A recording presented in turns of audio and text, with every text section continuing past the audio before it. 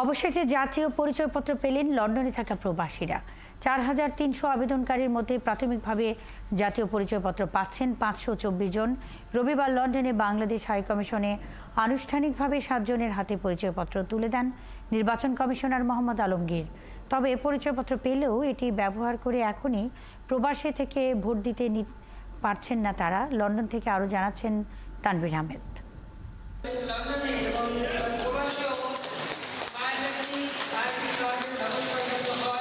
গেল বছর অক্টোবরে লন্ডন সফরের সময় প্রধানমন্ত্রী শেখ হাসিনার এমন ঘোষণার পর যুক্তরাজ্য প্রবাসীদের জাতীয় পরিচয়পত্রের নিবন্ধন কার্যক্রম শুরু হয়।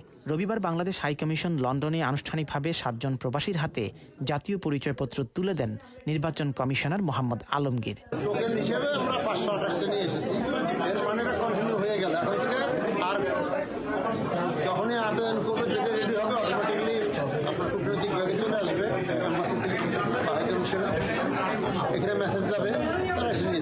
হাইকমিশনার সাইদা মুনা তাসনিম জানান, যুক্তরাজ্য থেকে মোট ৪,৩০০ প্রবাসী আবেদন করলেও প্রাথমিকভাবে ৫২৪ জনকে জাতীয় পরিচয়পত্র বিতরণ করা হয়েছে।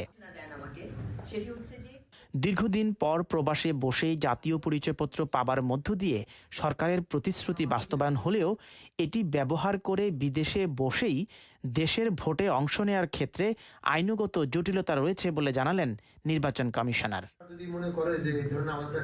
সরকারি কর্মকর্তারা বিদেশে অবস্থানকালে ডাকযোগে ভোট দিতে পারলেও দ্বৈত নাগরিকত্ব থাকা প্রবাসীরা কেন ভোট দিতে পারবেন না, এমন প্রশ্ন ছিল তার কাছে। আপনাদের পক্ষ থেকে যদি দাবি থাকে যে হ্যাঁ আমরা ভোট দিতে চাই, আপনারা যদি দাবি করেন, সোচ্চার হন, তাহলে নিশ্চয়ই পার্লামেন্টে আইনটা যারা আছেন তারা তৈরি করবে। একটা জিনিস বুঝতে হবে, আইনটা কিন্তু আমরা তৈরি করি। ২০০৯ সালে প্রবাসীদের ভোটার তালিকায় নাম নিবন্ধন করতে আইন সংশোধনের উদ্যোগ নেয় নির্বাচন কমিশন। বিদেশে থাকা বাংলাদেশি ও দ্বৈত নাগরিকদের ভোটার করতে আইনের ২টি ধারা সংযোজন করে খসড়া প্রস্তাব আইন মন্ত্রণালয়ে পাঠানো হয়, কিন্তু ১৫ বছরেও আইনটি আলোর মুখ দেখেনি। তানভীর আহমেদ, ৭১, লন্ডন।